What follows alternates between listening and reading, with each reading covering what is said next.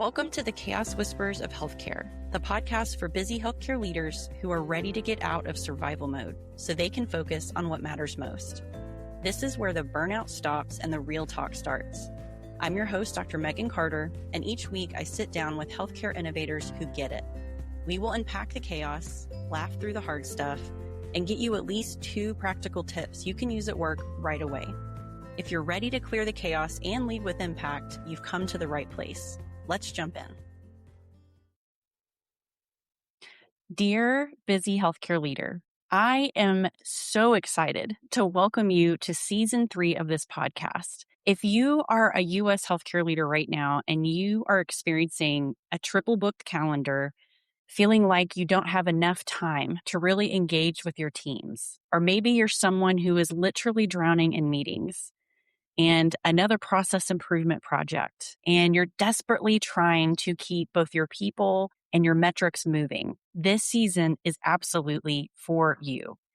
I cannot wait for you to hear from our guests this season. We are going to be having some very real conversations about what it's like to be a healthcare leader today. And we're not sugarcoating anything. We are having some real talk about pain points that you face every day and that I faced every day as a manager, a director, and a hospital exec. This episode in particular is really for me when I was a young nurse manager. And she is who I keep thinking about over and over again when I'm trying to figure out, how do I refine some of these episodes? How do we refine our services to really help that lost, scared, frustrated, exhausted leader in the moment with really practical tools, not with theory, not with anything fancy, just literal practical tools. I need to tell you about a new update that we have to the Chaos Whisper movement, and I'm so excited about it.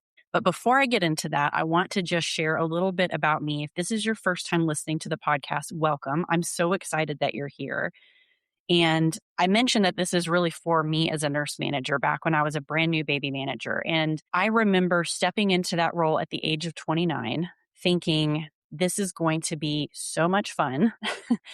I cannot wait to advocate for these nurses and these techs. I cannot wait to partner with these incredible physicians and RTs and PTs and just be that advocate that I wished I had as a new nurse. And I remember walking into the job on the first day.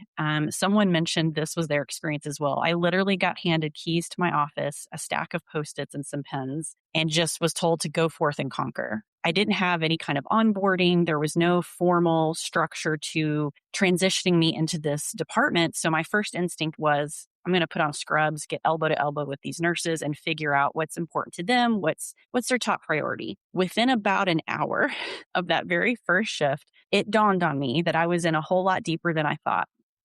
And this showed up as my calendar was becoming double, triple booked with all these meetings that people wanted me to attend. I was being called and texted about patient safety issues, a workplace violence incident. Oh, by the way, staffing is at crisis tonight. What's our plan? And so on and so forth. And I remember thinking on that first day, okay, deep breath, Megan. Like, other people are doing this job full time. Clearly, they're able to do it and do it well. You can do it well too. It's about you. You need to get stronger. You need to figure out how to do this. And I spent about the first 6 months really, truly believing that I must be weak. I must not be enough, because I couldn't seem to thrive in this role because I felt like I was drowning in this never-ending to-do list, in these meetings that felt circular, that weren't really clear. They weren't really going anywhere. And of course, my staff coming to me, venting and, processing their big emotions. And I remember coming home one day and telling my husband, I don't know if this is the right path for me. And my husband's so patient. If you know anything about him, he's the most patient guy in the world. And he asked me some really great questions. And I realized it was probably more about the approach, the culture, and how we had set up healthcare leaders in general. It may not necessarily just be me. So I started taking a different approach to how I handled that workload, my calendar. And over the years, as I moved into a director role and then in a hospital exec role, even through the pandemic, I really honed in on what worked well for my team and for myself. And that was the birth, even though I didn't realize it at the time, of this Chaos Whisper movement. And so I want to share this framework and these tools with you, but I don't want to get too into the weeds because I don't want to give away some of the fun that you're going to hear about from our guests. So it turns out that I wasn't the only one that experienced this, which was, realization number one. The more I talked to other managers, other directors, other leaders, they were like, me too. Yeah, it's not just you, it's me. What's funny about that is I didn't know that was even a possibility because we don't talk about it, right? We don't talk about openly how difficult it is. Now, our staff know it's clearly wearing on us. They see how exhausted we are. They see us gain the weight, work the long hours, lose sleep, answer texts at 2 and 3 a.m. So understandably, right now, if you ask any Gen Z nurse if they want to step into leadership, most of them are going to tell you no. And it's because they see that there's no work-life balance, that it's really challenging. So I think the sense of urgency is really high to figure out how to do healthcare leadership differently because the times have changed and we have got to change with them. Now, based on client feedback and doing this work and trialing and piloting these workshops and these services, I have come to the realization that our movement really rests on 5 pillars. And those are the 5 pillars that you're going to hear about in these episodes. Being a chaos whisperer means that you no longer accept the narrative of exhaustion as a metric for your impact. We say we are not meant to prove our worth through exhaustion. We are meant to ease human suffering. And by the way, healthcare leader, that includes us. We're human too. And it's okay to take care of ourselves in this way. So here are the 5 pillars real quick so you know where we're going this season. First is protected time. Protected time means we're not blindly accepting meeting invites. We are not answering every email and text and off hours with a sense of urgency. We are intentionally protecting our time. The second pillar is balancing workload.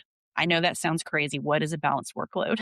But I promise you it's possible. We've seen it happen. This is where we take everything that's on our to-do list, we brain dump it, we prioritize it, and then we come up with ways to determine what our top priorities really are, what's not. Because you cannot possibly do it all as a finite person with finite energy, right? The third pillar is about holding boundaries. We have a very interesting relationship with boundaries in US healthcare. And I believe it stems from several things. One, we go into healthcare to help others, right? Certainly not for the pay. It is a calling. We are there to ease human suffering and we want to take care of people. So, number 2, we say yes to any request for help because that's who we are. It's what we do. It's why we showed up in this industry. The downside to that, obviously, is we lose our ability to protect our time or to have balanced workloads, to show up as the leader we want to be. And it's having a really negative impact, having no boundaries around that. Fourth, we talk about regulating our nervous system. This is something that we talk about with our patients. You hear about it for leaders in other industries. Healthcare really hasn't fully embraced the power of regulating our nervous system as a leader. Our presence as a leader and our impact is biology before it's behavior. And so we teach a lot of tools around how to ground ourselves. And the 5th pillar is staying connected to meaning and joy in our work. If we're being honest with ourselves, many of us have been in healthcare long enough that it's possible we've lost our way a little bit. Maybe we remember that first day as a new manager where we were excited, we wanted to save the world. And over the years, and God bless the pandemic as well, we've lost that sense of meaning and joy. So we teach that. So those are the 5 pillars that make up the movement. And it's all based on this big idea that we're not meant to prove our worth through exhaustion. Let me tell you about some of our guests that we're going to hear from.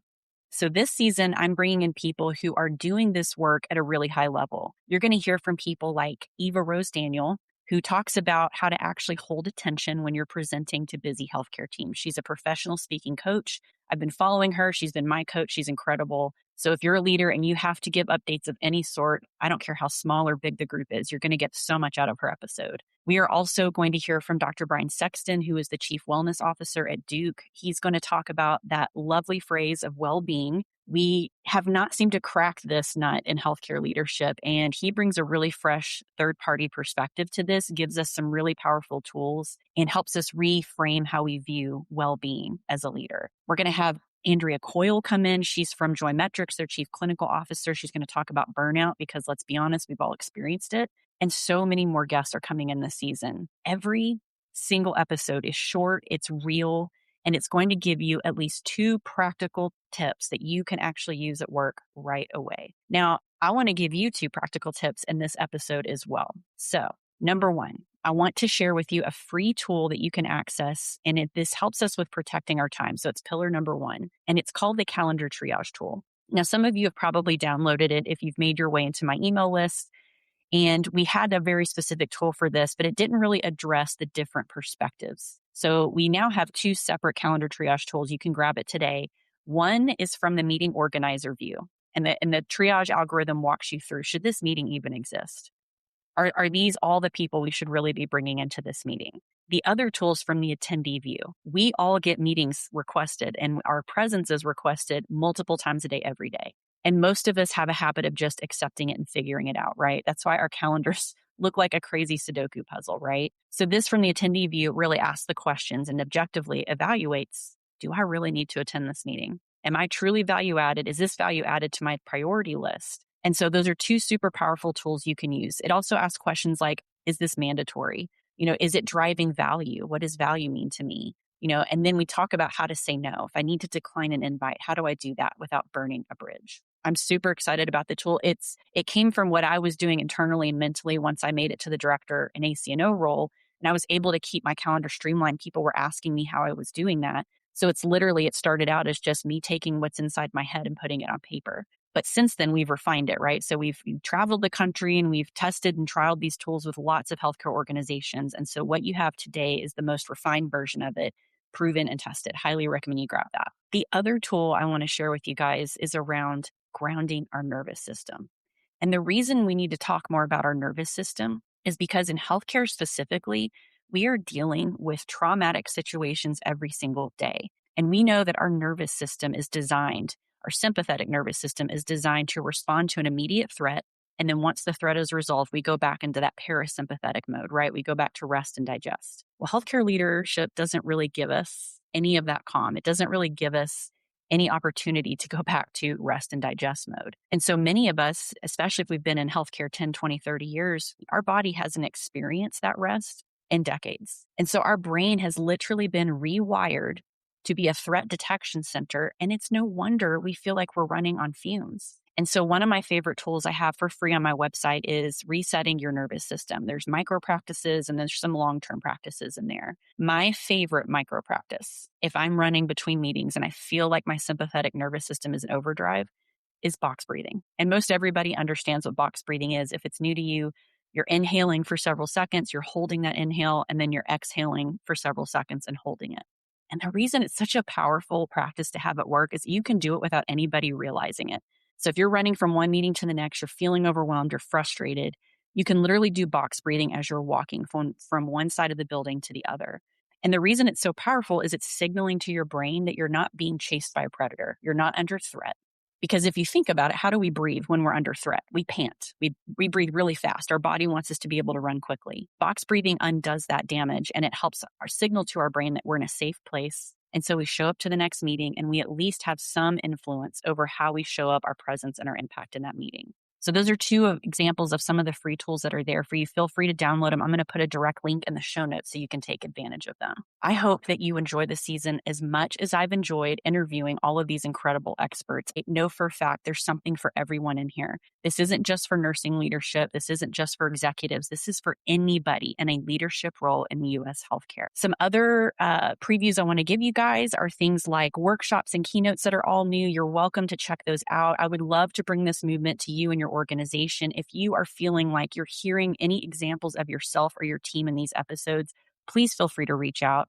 I would love to share this movement with you and your team. If this episode felt familiar to you, here's where to start. First, you need to follow the podcast so you don't miss what's coming this season. We're going to drop a new episode every week. Every episode is 30 minutes or less because we know how busy you are. And it's intended for you to be able to listen to it while you're on your commute to work so that by the time you get there, you've got super practical tips to help you stay sane while you're at work. If you're already thinking about your team, your leaders, your organizations, this is exactly the work we bring into healthcare systems through those keynotes and workshops. If your calendar is full, if your teams are stretched and things still feel harder than they should, that's usually the signal that it's time for a different way of working. You can head to my website to learn more about bringing it in. And if there's another leader in your world who might need to hear this, please send this episode their way. Because here's what I want you to leave with, dear healthcare leader. We are not meant to prove our worth through exhaustion. We are meant to ease human suffering, and that includes our own. So if no one's told you that lately, you are allowed to lead differently. We'll see you in the next episode. Thanks for joining us on the Chaos Whispers of Healthcare. If today's episode resonated with you, please be sure to follow this podcast, rate, and leave a review on your favorite platform. I'm Dr. Megan Carter, and I will be back next week with more real talk fresh strategies, and guests who are redefining what it means to lead with impact. Want to keep the conversation going? Be sure to connect with me on LinkedIn and download free tools and resources from my website. Both links are in the show notes. Let's heal this broken healthcare system together, one day at a time.